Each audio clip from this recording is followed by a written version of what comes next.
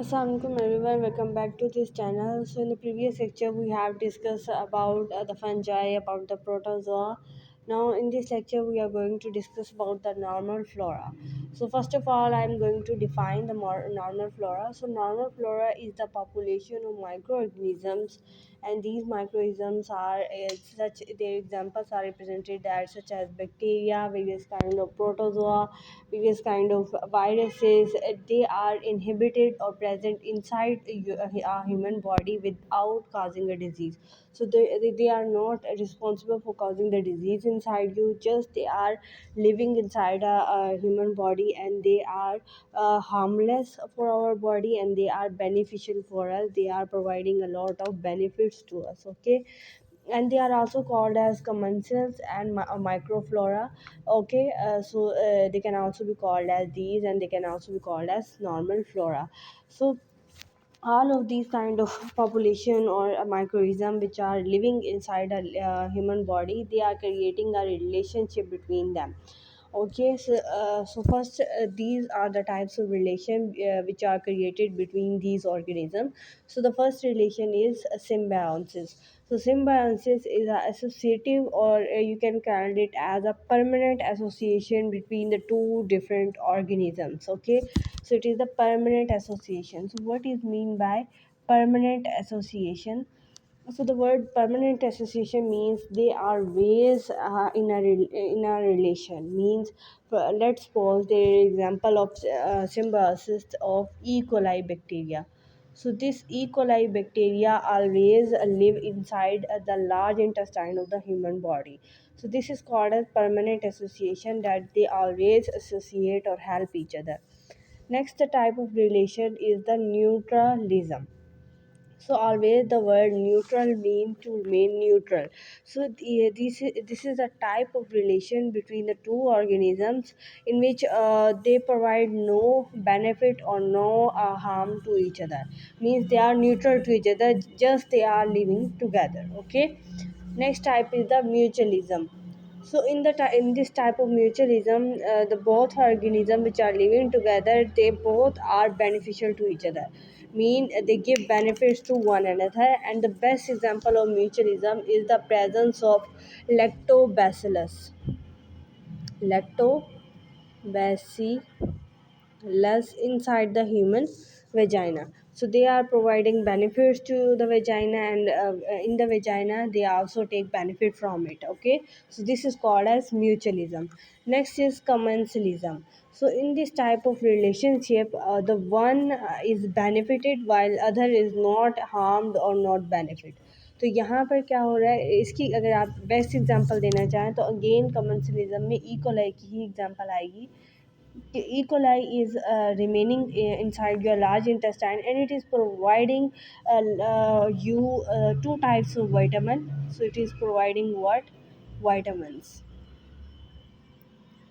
Vitamin को मैं short form में लिख रही हूँ, और दो वाइटामिन ये हमें प्रोवाइड कर रहा है. एक तो विटामिन के दे रहा है जो कि रिस्पॉन्सिबल है ब्लड क्लॉटिंग करवाने के लिए. तो आप देख रहे हैं कि कितना इंपॉर्टेंट ये विटामिन दे रहा है. और दूसरा विटामिन बी जो है वो हमें ये ई कोलाई प्रोवाइड कर रहा है. सो इसको कहते हैं कमेंसलिज्म, कि ई कोलाई को खुद को कोई फ़ायदा नहीं हो रहा विटामिन प्रोवाइड करने से, बट हमें फ़ायदा हो रहा है क्योंकि ई कोलाई हमें फ़ायदा दे रहा है, लेकिन इससे खुद को कोई फ़ायदा नहीं हुआ. नेक्स्ट टाइप ऑफ जो रिलेशन आता है वो है पैरासाइटिज्म. तो पैरासाइटिज्म में दोनों organism, both of the living organism live together, but one of the organism will take benefit. और जो बेनिफिट लेता है उसको हम क्या कहते हैं? उसको हम पैरासाइट कहते हैं. पैरासाइट कहते हैं. And the other organism which get harmed उसको हम होस्ट कहते हैं. ठीक है, लेट्स सपोज कि आप पैरासाइट में कह सकते हैं कि जिस तरह मलेरिया की जब डिज़ीज़ होती है तो उसमें हमारे पास पैरासाइट क्या होता है कि वो मॉस्किटो जो मलेरिया को फैलाता है, ठीक है, उस कौन सा होता है मॉस्किटो? वो होता है फीमेल एनोफिलीस मॉस्किटो होता है, ठीक है.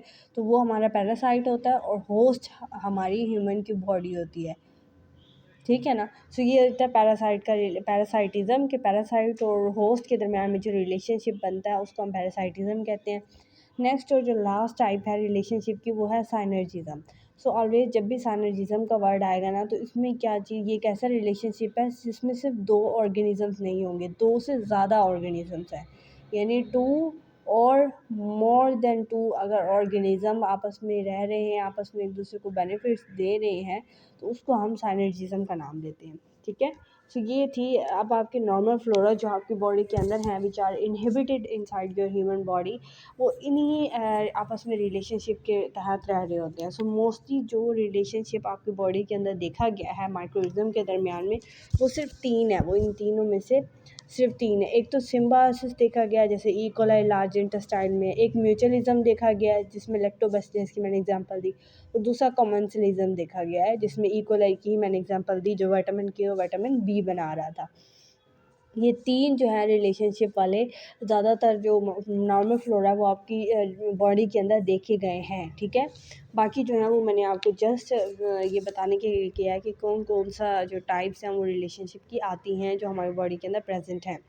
नेक्स्ट जो चीज़ आ जाती है वो हमने पढ़ना है कि डेवलपमेंट किस तरह हो रही है आपके नॉर्मल फ्लोरा की। एक्चुअली डेवलपमेंट से पहले मैं आप लोगों को एक चीज़ बता देती हूँ। When a new borns, so it is sterile, so it has no kind of normal flora inside it. So it's mean that your normal flora is going to develop inside your human body, and by how many ways it is going to develop. So there are, I am writing some ways by which your normal flora is going to be developed after a newborn. ठीक है, so सबसे पहले क्या होगा, by first breathing. So whenever the newborn first time breathe, so it will get normal flora from the air. ठीक है, so and then जो दूसरा जो तरीका है जिससे जो न्यू बॉर्न है वो नॉर्मल फ्लोरा गेट करेगा, वो फर्स्ट फीडिंग से होगा। यार ये फर्स्ट की स्पेलिंग आप खुद देख लेना। ठीक है, सो फर्स्ट फीडिंग के दौरान उसको मिलेगा, फर्स्ट ब्रेथिंग के दौरान उसको मिलेगा। तीसरा तरीका यह है कि जब आपका चाइल्ड पास करेगा बर्थ कैनाल से, सो child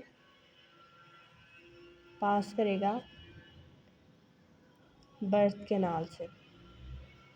so these are the methods कि किस तरह से नॉर्मल फ्लोरा एक न्यू बॉर्न के अंदर जा रहे हैं, क्योंकि हमने कहा कि अगर जैसे ही वो न्यू बॉर्न है उसके अंदर कोई नॉर्मल फ्लोरा नहीं है, अब ये नॉर्मल फ्लोरा भेजना भी ज़रूरी है। जो लास्ट तरीका है वो है कांटेक्ट में आना है, जैसे बेबी मदर के कांटेक्ट में आता है या किसी और इंडिविजुअल के कांटेक्ट में आता है। ठीक है, किसी और इंडिविजुअल के कांटेक्ट में आएगा तो उसके अंदर जो है वो नॉर्मल फ्लोरा चले जाएंगे। ठीक है, यूजली जो टाइम पीरियड देखा गया है तो आपके तकरीबन 2 से 3 दिनों के अंदर ही जितने भी नॉर्मल फ्लोरा होने चाहिए वो डेवलप हो जाते हैं। लेट्स सपोज कि 2 से 3 दिनों के अंदर जो ई कोलाई है वो उस बेबी के अंदर चला जाएगा, उसके लार्ज इंटेस्टाइन के अंदर चला जाएगा, क्योंकि ई कोलाई ने विटामिन के की प्रोडक्शन करनी है, विटामिन बी की प्रोडक्शन करनी है, जो कि बहुत ज़रूरी होते हैं। ठीक है, सो ये नॉर्मल फ्लोरा हमारे लिए बहुत ज़्यादा ज़रूरी है, लेकिन ये भी नहीं है कि ये हार्मफुल ना हो, ये हमारे जितने इम्पोर्टेंट हैं उसके साथ साथ ये कुछ हार्मफुल इफ़ेक्ट्स भी देते हैं। ठीक है, सो अब सबसे पहले हम इसकी इंपॉर्टेंस को देख लेते हैं। सो इसकी इंपॉर्टेंस में मैंने 3 हेडिंग्स बनाई हैं। एक ये हेल्प करते हैं डेवलपमेंट में, किसकी डेवलपमेंट में, इम्यून सिस्टम की डेवलपमेंट में। ठीक है, सो अब आपको पता है कि बेबी के अंदर तो इम्यून सिस्टम को डेवलप करना बहुत ज़रूरी है। अगर इम्यून सिस्टम वीक होगा तो आपको डिफरेंट किस्म की डिजीज़ हो सकती हैं, डिफरेंट किस्म के जो एक्सटर्नल इन्वायरमेंट के अंदर जो माइक्रोब्स रह रहे होते हैं वो आप पे अटैक कर सकते हैं, आपको डिजीज़ पर्सन कर सकते हैं। इसलिए ये आपके इम्यून सिस्टम को स्ट्रॉन्ग बनाते हैं। ठीक है, जो नॉर्मल फ्लोरा आपके ई कोलाई के अंदर हैं, विटामिन्स प्रोड्यूस करके या डिफरेंट चीज़ें ये अपनी सिक्रीशंस प्रोड्यूस करके आपके इम्यून सिस्टम को स्ट्रॉन्ग करते हैं। दूसरा, ये प्रोटेक्ट कर रहे हैं आपके बॉडी को, इसके साथ साथ आपकी बॉडी के डिफरेंट ऑर्गन्स को, जिस भी ऑर्गन में ये रहेंगे। लाइक अगर मैं बात कर रही हूँ ई कोलाई की, सो ई कोलाई आपके लार्ज इंटेस्टाइन में रह के उसको प्रोटेक्ट कर रहा है। इसके अलावा और भी बहुत सारी साइट्स हैं जहाँ पर आपके नॉर्मल फ्लोरा हैं, जैसे आपकी आइज़ के अंदर, आपकी एयर्स के अंदर, आपकी स्किन के ऊपर। सो ये हर जिस भी ऑर्गन के ऊपर ये प्रेजेंट है, चाहे वो एक्सटर्नल इन्वायरमेंट के एक्सपोज है या वो इंटरनल इन्वायरमेंट में है, सबको वो प्रोटेक्ट कर रहा है। ठीक है, लास्ट जो इसकी इंपॉर्टेंस है, ये सोर्स ऑफ न्यूट्रिएंट्स है। ज़ाहिर बात है, आपको पता है कि ये वाइटामिन्स का बहुत बड़ा सोर्स है। लाइक ई कोलाई की आप एग्जांपल दे सकते हो कि वो वाइटामिन्स जो है वो प्रोवाइड कर रहे हैं आपकी बॉडी को। ठीक है ना। सो ये एक बहुत अच्छा सोर्स आ जाता है न्यूट्रिएंट्स का, क्योंकि न्यूट्रिएंट्स हमारी बॉडी को चाहिए होते हैं। ठीक है। सो नेक्स्ट हम लोग देखते हैं कि नॉर्मल फ्लोरा की टाइप्स कौन कौन सी हैं। अच्छा, जो अगर टाइप की बात करें तो आपके बॉडी के अंदर दो टाइप्स के नॉर्मल फ्लोरा प्रेजेंट होते हैं। ठीक है। अब कौन कौन से हैं? एक होता है रेजिडेंट नॉर्मल फ्लोरा। ठीक है। एक क्या है? Resident normal flora. Resident normal flora वही है जो आपकी बॉडी के अंदर एक परमानेंट एसोसिएशन बनाते हैं, हमेशा के लिए आपकी बॉडी के अंदर रहते हैं, उनको हम कहते हैं रेजिडेंट फ्लोरा। उनके बारे में तो मैं आपको पहले बता चुकी हूँ। रेजिडेंट फ्लोरा क्या है कि आपके इंटरनल इन्वायरमेंट के अंदर रह रहे होते हैं। और जो दूसरी टाइप है वो है आपके पास ट्रांजिस्टेंट, TENT नॉर्मल और फ्लोरा। ठीक है। ये दो तरह के नॉर्मल फ्लोरा हैं जो आपके बॉडी के अंदर है। अब इनके दरमियान में डिफरेंस क्या है मैं आपको ये बताती हूँ। जो रेजिडेंट फ्लोरा है ये आपके इंटरनल इन्वायरमेंट के अंदर है, या आप कह सकते हैं इनसाइड द बॉडी आपके प्रेजेंट होंगे। ठीक है। क्या होंगे? Inside the body. बट ये जो ट्रांजिस्टेंट है ये आपके एक्सटर्नल इन्वायरमेंट के साथ एक्सपोज होंगे, या आप कह सकते हैं कि आपके बॉडी के आउटसाइड ये प्रेजेंट होंगे। जैसे आपकी स्किन के ऊपर, तो आपके स्किन के आउटसाइड वाले पार्ट पे प्रेजेंट होंगे। दूसरी चीज़ ये है कि जो रेजिडेंट नॉर्मल फ्लोरा होते हैं ये परमानेंट एसोसिएशन बनाते हैं, यानी ये हमेशा आपकी बॉडी के अंदर रहेंगे। सो ये परमानेंट एसोसिएशन कर रहे हैं। लाइक आप एग्जांपल दे सकते हैं कि इकोलाई जो आपकी लार्ज इंटेस्टाइन के अंदर है तो वो हमेशा परमानेंट रहेगा। ठीक है। वो चेंज नहीं होना। ठीक है। न्यू बॉर्न के 2 से 3 दिन के बाद वो इकोलाई आपकी लार्ज इंटेस्टाइन में चला जाता है और फिर आपकी डेथ तक रहता है वो आपकी। तो ये परमानेंट एसोसिएशन होती है। लेकिन जब हम बात कर लेते हैं ना ट्रांजिस्टेंट नॉर्मल फ्लोरा की, तो ये परमानेंट नहीं होते, ये टेम्पोरेरी होते हैं। ये क्या होते हैं? टेम्पोरेरी होते हैं। सो ये कुछ देर के लिए आते हैं और फिर चले जाते हैं। लाइक कब चले जाएंगे? जैसे ये ज़्यादातर जो आपकी बॉडी के मॉइस्ट वार्म पार्ट होते हैं, मॉइस्ट पार्ट आप कह सकते हैं ओरल कैविटी, और वार्म जो आपकी बॉडी के पार्ट्स होते हैं उनके ऊपर ये प्रेजेंट होते हैं। बट अब जैसे आप लोगों ने वॉशिंग की, आप लोगों ने अपना बाथ लिया, तो वो चले जाएंगी। ठीक है। सो ये ट्रांजिस्टेंट टेम्पोरेरी हैं, परमानेंट एसोसिएशन नहीं बनाएंगे। अब हम लोग डिस्कस कर लेते हैं कि कौन कौन सी साइट्स हैं जहाँ पर आपको नॉर्मल फ्लोरा मिल सकते हैं अपनी बॉडी के ऊपर। ठीक है। सो कुछ साइट्स हैं जिनको हम बाद में डिटेल से भी पढ़ेंगे, लेकिन अभी मैं सिर्फ उनके नेम्स आपको बता दूँगी। लाइक सबसे पहले जो नॉर्मल फ्लोरा है वो आपकी स्किन के ऊपर प्रेजेंट होते हैं, आपकी आइज़ के अंदर भी प्रेजेंट है, आपके एयर्स के अंदर प्रेजेंट है, आपके जितने भी रेस्पिरेटरी ट्रैक हो गया, JIT ट्रैक हो गया, सो जितने भी ट्रैक्स हैं उनके अंदर है। सो आपके JIT में है, आपकी रेस्पिरेटरी ट्रैक के अंदर है। ठीक है। यूरोजेनिटल ट्रैक के अंदर है। और इसके अलावा अगर हम लोग बात करते हैं आपकी स्किन, एयर्स, आइज़, और ये आपके माउथ में प्रेजेंट है। ये and you can say as oral cavity. Now let discuss about their harmful effects. So there are some types of harmful effects which are due to the presence of normal flora. So the first harmful effect is that pathogenic, that when they become pathogenic to your body, so they become pathogenic when your immune system is compromised. When a person's immune system जो है वो week हो जाता है, तब यही जो आपकी नॉर्मल फ्लोरा जो कि आपके बॉडी के अंदर प्रेजेंट है ये पैथोजेनिक हो जाते हैं और आपको डिजीज़ काज कर देते हैं। दूसरा जो इनका हार्मफुल इफ़ेक्ट ये है कि वो कुछ जो फूड के सब्सटेंसेस जो आपकी बॉडी के अंदर होते हैं उनको वो कन्वर्ट कर देते हैं कार्सिनोजेनिक कंपाउंड्स के अंदर। सो वो भी आपके लिए बेनिफिशियल वो हार्मफुल है, क्योंकि कार्सिनोजेनिक कंपाउंड्स भी प्रोड्यूस करें तो आपको कैंसर काज कर सकते हैं। ठीक है। लास्ट जो हार्मफुल इफ़ेक्ट आ जाता है कि displace from the normal side, कि अगर ये नॉर्मल फ्लोरा आपके नॉर्मल साइड से डिस्प्लेस हो गए, लेट्स सपोज कि जो इकोलाई है उसकी नॉर्मल साइड है कि वो आपकी लार्ज इंटेस्टाइन के अंदर प्रेजेंट होता है। अब अगर आप कंसिडर कर लें कि वो डिस्प्लेस हो गया वहाँ से, वो लार्ज इंटेस्टाइन की जगह किसी और ऑर्गन के अंदर चला गया है, तो जैसे वो किसी और ऑर्गन के अंदर जाएगा तो वहाँ पर वो डिजीज़ काज करेगा। ऐसा क्यों हुआ है? क्योंकि ये नॉर्मल फ्लोरा डिपेंड करते हैं आपके इन्वायरमेंट के ऊपर। सो लार्ज इंटेस्टाइन के अंदर जो अल्कलाइन इन्वायरमेंट है वो इकोलाई के लिए सूटेबल था, बट अगर वो किसी और इन्वायरमेंट के अंदर जाता है जहाँ एसिडिक इन्वायरमेंट आता है, तो वो बैक्टीरिया या वो पैथोजन या वो कोलाई वहाँ पर सर्वाइव नहीं कर सकेगा, और वहाँ पर कुछ तो मर भी जाते हैं या कुछ वहाँ पर डिजीज़ काज कर देते हैं, अपने कुछ ऐसी सिक्रीशन सिक्रीट करते हैं जिससे वो ऑर्गन ख़राब हो जाता है और डिजीज़ हो जाती है। ठीक है, तो ये थे कुछ हार्मफुल इफ़ेक्ट जो कि नॉर्मल फ्लोरा की वजह से होते हैं।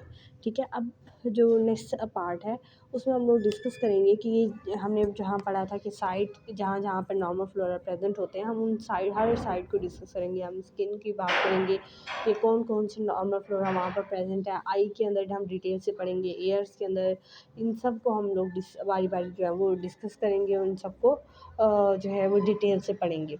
सो ये था आज का हमारा लेक्चर। आई होप कि आप लोगों को सारी चीज़ें डिटेल में समझ आ गई होंगी। अगर आपको फिर भी कोई भी कन्फ्यूजन है, तो कोई भी कंसेप्ट आपको समझ में नहीं आया है, तो आप डेफ़िनेटली कमेंट करें अपने क्वेश्चन को, और मैं आपको उसको ज़रूर आंसर दूँगी। सो अगर अभी तक आपने मेरे चैनल को सब्सक्राइब नहीं किया है तो अभी से जाएँ, जल्दी से मेरे सब्सक्राइब बटन को प्रेस करें और बेल आइकन को ज़रूर प्रेस कीजिएगा, ताकि आने वाले हर नए वीडियो का नोटिफिकेशन सबसे पहले आपको मिले। So take care of yourself, मिलेंगे अगले लेक्चर में, तब तक के लिए अल्लाह हाफ़िज़।